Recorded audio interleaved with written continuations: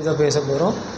வாழ்வியல், மனம், உளவியல் இந்த மூணுமே ஒன்றோட ஒன்று தொடர்புகள் தான். அதாவது நம்முடைய வாழ்க்கை முறை எப்படி மாறி இருக்குது அப்படிங்கிறதையும் நம்ம பார்க்க போகிறோம். ஒரு 30 வருடத்திற்கு முன்னாடி இருந்த வாழ்க்கை முறை இன்றைக்கி இல்லை, எல்லாமே மாறி இருக்குது. அதுவும் இந்த டெக்னாலஜி வளர்ந்ததுக்கப்புறம் நிறையவே மாற்றங்கள் வந்திருக்கு. குறிப்பாக இந்த செல்ஃபோன் வந்ததுக்கப்புறம் நிறைய மாற்றங்கள் ஏற்பட்டிருக்கு. அதன் மூலமாக என்ன சொல்லுது, அதோடய பிரதிபலிப்பு நம்முடைய வாழ்க்கை முறையிலையும் தெரியுது. ஒரு கட்டத்தில் ஒரு காலத்தில் இருக்கிறத வச்சு நிம்மதியாக வாழ்ந்துட்டு இருந்த நாம் இன்றைக்கி எதை தேடி ஓடிட்டுருக்கோம் அப்படின்னு தெரியாமலே ஓட ஆரம்பிச்சிட்டோம். எப்படி பணத்துக்கு மட்டுமே முக்கியத்துவம் கொடுத்து ஓடிட்டுருக்கோம். பணம் தேவை தான், ஆனால் பணம் தேவைக்கு பணம் வேணும், அதில் எந்த மாற்று கருத்தும் இல்லை. ஆனால் பணத்துக்கு மட்டுமே முக்கியத்துவம் கொடுத்து ஓடும்போது நம்ம என்னெல்லாம் இழக்கிறோம் அப்படிங்கிறதையும் நம்ம சிந்திக்க வேண்டிய தேவை இருக்குது. அதாவது இந்த உலகம் ரொம்ப அட்வான்ஸ்டாக போயிட்டுருக்கு அப்படின்னு சொல்கிறாங்க.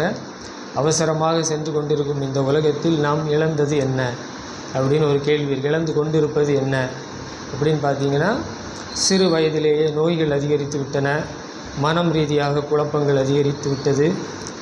இங்கே பலரும் ஸ்ட்ரெஸ் என்று சொல்லப்படும் மன அழுத்தத்திலேயே வாழ்கிறார்கள்.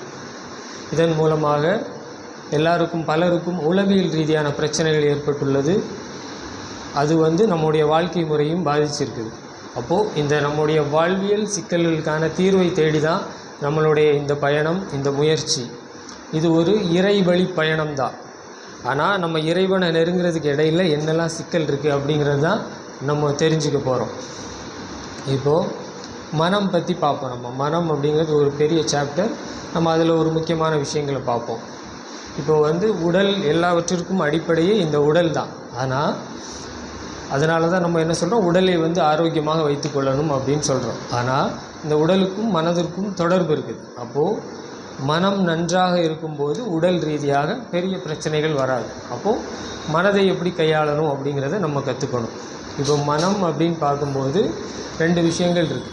ஆழ் மனம் இருக்குது, வெளி மனம் இருக்குது. வெளி மனம் என்ன செய்யும் அப்படின்னா, வெளி மனதோட செயல்பாடுகள் ரொம்பவே குறைவு தான்.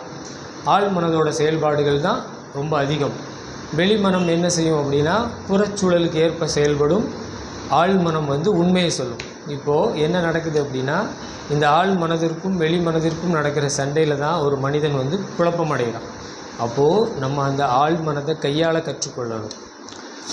ஆழ் மனதை நம்ம கையாள கற்றுக்கொள்ளும் போது மனம் ஒருநிலைப்படும். எப்படி இந்த ஆழ் மனதிற்கும் வெளி மனதிற்கும் சண்டை நடக்கும்போது மனம் ஒருநிலைப்படாது. அப்போ நீங்கள் ஆழ் மனதை கையாள கற்றுக்கொள்ளும் போது தான் மனம் ஒருநிலைப்படும். ஃபோக்கஸ்டு மைண்ட் வேணும் அப்படின்னு சொல்லுவாங்க. அதாவது மனம் ஒருநிலைப்பட்டால் தான் நம்ம எதையுமே நினைத்ததை சாதிக்க முடியும். தீர்க்கமான சிந்தனை தான் இறைவன்கிட்ட போய் சேரும் அப்படின்னு சொல்லுவாங்க. அப்போது மனதை ஒருநிலைப்படுத்த கற்றுக்கொள்ளணும். அப்போ என்ன பண்ணணும்? தியானம் செய்யலாம். தியானம்னா நம்ம என்ன நினைக்கிறோம், அது ஒரு மதம் சார்ந்ததா அப்படி நம்ம நினைக்கிறோம். அப்படி இல்லை. தியானம் அப்படிங்கிறது மனசை அமைதிப்படுத்துகிறது தான். எண்ணங்களை ஒடுக்கி மனதை அமைதிப்படுத்தி மனசை ஒருநிலைப்படுத்துறது, அதுக்கு பேர் தான் தியானம்.